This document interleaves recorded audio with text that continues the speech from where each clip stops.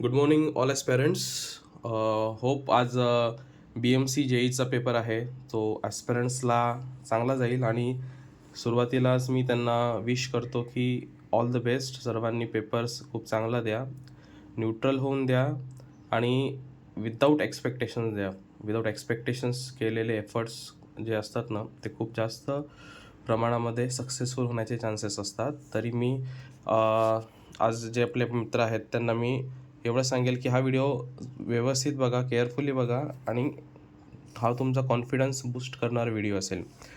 तर हा व्हिडिओ दोघांसाठी आहे, सिव्हिल इंजिनियर आणि मेकॅनिकल इंजिनियर्स. त्याचे डू आणि डोंट्स काय काय असावेत, लॉजिकली कसं आपण सॉल्व करू शकतो पेपर, ट्रिक्स कुठल्या कुठल्या असाव्यात की ज्याने आपण एक्झाममध्ये मॅक्झिमम अटेम्प्ट करू शकतो आणि ॲक्युरेसी वाढवू शकतो. सो ॲक्युरेसी जास्त इम्पॉर्टंट आहे या एक्झाममध्ये, कारण तुम्ही विचार केला तर जेव्हा मेरिट लिस्ट जेव्हा येते तेव्हा 0.10 0.20 पोस्ट गेलेले असतात.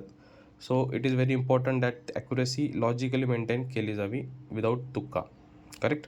पेपर सॉल्व करताना टाईम मॅनेजमेंट कसं करावं. सो मोस्टली आपल्याला 100 मार्क्सचा पेपर असतो, आपल्याकडे 90 मिनिट्स असतात. त्यामध्ये 60 क्वेश्चन्स टेक्निकल, 20 GS/GK, 20 रिझनिंगमध्ये असतात. 60 मार्क्सचं जे टेक्निकल असेल ते तुम्ही सेकंड स्लॉटला घेऊ शकतात. कारण काय होतं आहे, रिझनिंग मुलं फर्स्ट स्लॉट किंवा सेकंड स्लॉटला जेव्हा घेतात तेव्हा जे रिझनिंगमध्ये एक्सपर्ट नसतील, मोस्टली बँकिंगची मुलं हे रिझनिंगमध्ये फार जास्त एक्सपर्ट्स असतात, ते पटापट पझल सॉल्व करून टाकतात. बट नॉर्मली जे आता प्रिपरेशन सुरू केलेली आहे 5-6 महिन्यापूर्वी, त्यांचं पझल्समध्ये लेंदी पझल्स कधी कधी आल्यानंतर ते स्टक होऊन जातात आणि पुढचे क्वेश्चन जे आहे ते सॉल्व नाही करू शकत. सो त्यासाठी मी ॲस्पिरंट्सला एवढा ॲडवाईस करेल की न्यूट्रल माइंडसेटमध्ये स्टार्टिंगला असतात. तुम्ही आठवलेल्या गोष्टी असतात बऱ्याच, GS/GK तुम्ही सॉल्व करू शकतात. त्यानंतर तुम्ही टेक्निकलला जाऊ शकतात. आफ्टर टेक्निकल तुम्ही रिझनिंगसाठी जाऊ शकतात. करेक्ट. सो GS/GK जेव्हा तुम्ही सॉल्व कराल तेव्हा तुम्ही लॉजिक कुठे लावायचं, लॉजिक कुठे लावू नये, जे आपण फॅक्च्युअल डेटा असतात, जिथे तुम्हाला इयर विचारलं जाते 2011-12 समथिंग. तर BMCSEचा क्वेश्चन होता की प्रॉपर्टी टॅक्स जो आहे तो BMCने कधी स्टार्ट केलेला त्या फेजमध्ये. सो एवढं फॅक्च्युअल डेटा माहीत नसतो, तिथे रिस्क घेणं फार चुकीचं होते. सो जर तुम्ही असे क्वेश्चन्समध्ये जर तुम्ही लॉजिक तुक्का मारायला जाल तर तो चान्सेस त्याचे फार कमी असतात. सो फॉर एक्झाम्पल एक क्वेश्चन होता सब इंजिनियरच्या एक्झामला की 2025च्या जानेवारीमध्ये कुठली सबमरीन कमिशन झालेली आहे. तर त्या केसमध्ये तुम्ही एलिमिनेशन करू शकतात. करेक्ट. 2-3 सबमरीन माहिती असतात आपल्याला की आधी कमिशन झालेले आहेत, तर त्या याच्यामध्ये एलिमिनेशन करून आपण बरोबर उत्तरापर्यंत पोहोचू शकतो. सो मित्रांनो, एलिमिनेशन टेक्निक ही यूज करा. जिथे येत नसेल सुरुवातीला नॉलेज यूज करा. करेक्ट. नॉलेज तुमचं उपयोगात पडत नसेल, लॉजिक लावा.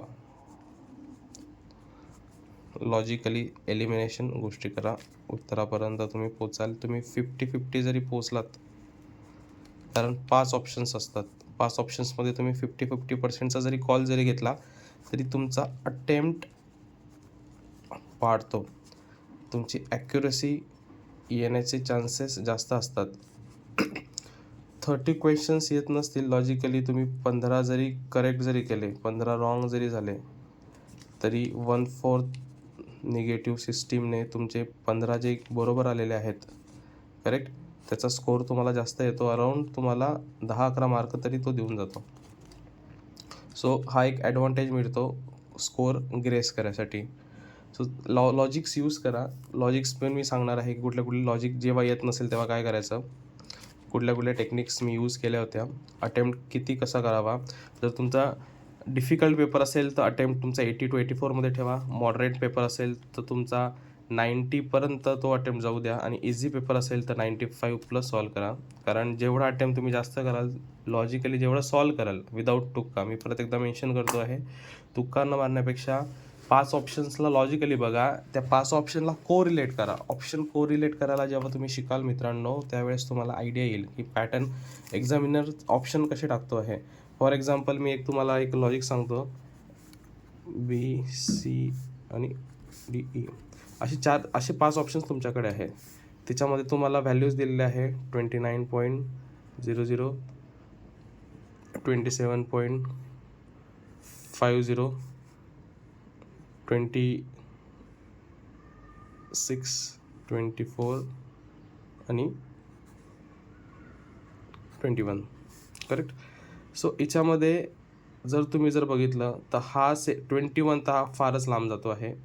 याची पॉसिबिलिटी जास्त असते. असं नाही की हे बरोबरच यायला पाहिजे, पण याची 70% to 80% याचे चान्सेस जास्त असतात की हे करेक्ट येऊ शकते. 21 जर असेल तर तो इथे एलिमिनेट होतो. आता ही रेंज बघा, ही रेंज एकदम जवळ आहे एकमेकांच्या. करेक्ट. आणि या रेंजमध्ये पण हा स्पेसिफिक दिला आहे, 27.50 दिला आहे. इथे का 28 पण देऊ शकले असते ना, वाय 28 का नाही दिला? सो त्या केसमध्ये मोस्टली जर येत नसेल, लॉजिकली थोडंसं तुमचं कॅल्क्युलेशन या जवळपास येत असतील, तर बी स्पेसिफिक ऑप्शन्सकडे जायचं. करेक्ट.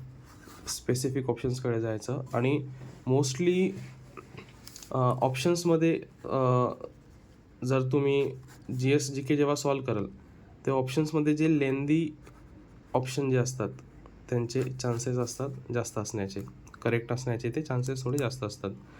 एक तर स्पेसिफिक बघायचं, थोडं लेंदी जर बघायचं, थोडं जर एखादी पर्सनॅलिटीचे रिलेटेड जर असेल, करेक्ट, तर सिमिलर ऑप्शन्स तुमचे 2 सापडतात. म्हणजे A किंवा Bमध्ये जर असेल तर सिमिलॅरिटी येते. आता राम नाईकांबद्दल विचारला होता, तर सोशल वर्क आणि पब्लिक अफेअर, त्या दोघांमध्ये मुलांचं कन्फ्युजन होतं. बट त्या केसमध्ये हा विचार करायचा की सोशल वर्क दिला आहे, पब्लिक अफेअर पण दिला आहे, those are interrelated options, दोघांपैकी कुठलं तरी एक ऑप्शन्स आन्सर असू शकते. सो या ट्रिक्स यूज करायच्या. त्यानंतर जेव्हा तुम्ही सॉल्व कराल तेव्हा पूर्ण सॉल्व करायला न घेता, जर वेळ जर नसेल हातामध्ये, तर त्यावेळेस फक्त ऑप्शनची रेंज फाइंड आउट करायची. फॉर एक्झाम्पल 50 वॅटचं ऑप्शन असेल, करेक्ट, युनिट माईट बी काही पण असू शकते, 50 असेल, त्यानंतर 70 असेल, 100 असेल आणि 0 असेल. करेक्ट. तर या केसमध्ये ऑप्शन जर 0 जर असेल तर 0 असण्याचे पण चान्सेस बरेच असतात. आणि एक कंप्लीट फिगर असण्याचे चान्सेस, ज्या 50 किंवा याच्यामध्ये व्हॅल्यूज जे आहेत ती आपण कॅल्क्युलेशननी रेंज आपल्याला समजून जाते. फॉर एक्झाम्पल अंदाजे तुम्हाला रेंज वाटत असेल की अरे इनपुट, फॉर एक्झाम्पल इफिशियन्सी काढायची आहे, इनपुट तुमचं असेल आउटपुट बाय इनपुट तुमचं असेल अराऊंड 2 असेल, आणि तुमचा आउटपुट जो असेल तो असेल अराऊंड 100च्या जवळपास जर असेल, तर क्वेश्चन बघितलं तुम्हाला अंदाज येऊन जातो की हा दिस इज अ 50%. करेक्ट. आन्सर पण त्याचं काय येईल, 50 येईल. म्हणजे ते कॅल्क्युलेशन करण्यापेक्षा तिथे स्टिक मार्क करून द्यायचं, याच्यामध्ये तुमचा वेळ वाचतो. मी एक्झाम्पल दिलं, अशा प्रकारचे न्यूमेरिकल्स असतील तर त्यामध्ये तुम्ही तो कॉल घेऊ शकतात. नंबर ऑफ न्यूमेरिकल प्रॅक्टिस केल्याने ह्या गोष्टी होतात. पण या लॉजिक आणि रिलेशन ट्रिक्स यूज करू शकतात, जेणेकरून तुम्हाला या एक्झाममध्ये स्कोअर करायला फायदा होईल. रिझनिंगमध्ये जास्त एफर्ट्स जे आहेत, जे सॉल्व करणारे क्वेश्चन्स आहेत, जिथे रिझनिंगमध्ये तुम्हाला ब्लड रिलेशन्स असतात, किंवा डायरेक्शन अँड सेन्स आहेत, किंवा ॲनालॉजी आहे, ठीक आहे, तर या याच्यामध्ये तुम्ही स्कोरिंग करू शकतात. जर तुम्ही पझल्सला जात आहात तर पझल्सला शांततेत ॲट द एंड सॉल्व करा मित्रांनो, नाहीतर कन्फ्युजन खूप जास्त होईल, तुम्ही गोंधळून जाल आणि एक्झाममध्ये स्कोर नाही करता येणार.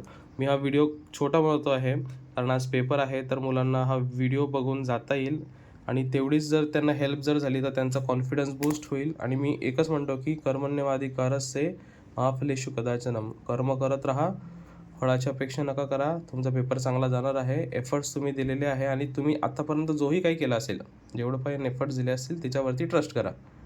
या युनिवर्समध्ये सगळ्या गोष्टी ज्या असतात या वेळेवरती होतात, त्यामुळे अपेक्षा नका करा की व्हायलाच पाहिजे. बट करंटमध्ये तुमचे जास्त एफर्ट्स द्या. जेव्हा तुम्ही एक्झामच्या बाहेर जेव्हा निघाल तेव्हा तुम्ही तेवढे एफर्ट्स दिलेले असाल, तेव्हा काही चिंता नका करा, दिलेले एफर्ट्स आहे तेव्हा बघू असं म्हणायचं आणि बाहेर जायचं. पण आता हे जो 1 तास जो आहे ते कसं आहे, आणि तुला लाईफमधला बेस्ट टू बेस्ट अटेम्प्ट द्यायचा मित्रांनो. सो तुम्हाला ऑलवेज, आणि की प्रत्येक पेरेंट्स हा चांगल्या माइंडसेटने पडद्याचा या ट्रिक आणि या ट्रिक्सनुसार, लॉजिकनुसार मी तुमच्या एक्झाममध्ये तुम्हाला थोडीफार जरी मदत जरी मिळाली, 5% जरी मदत जरी मिळाली, तरी हा माझा व्हिडिओ सक्सेस होईल मित्रांनो, एवढंच अपेक्षित आहे.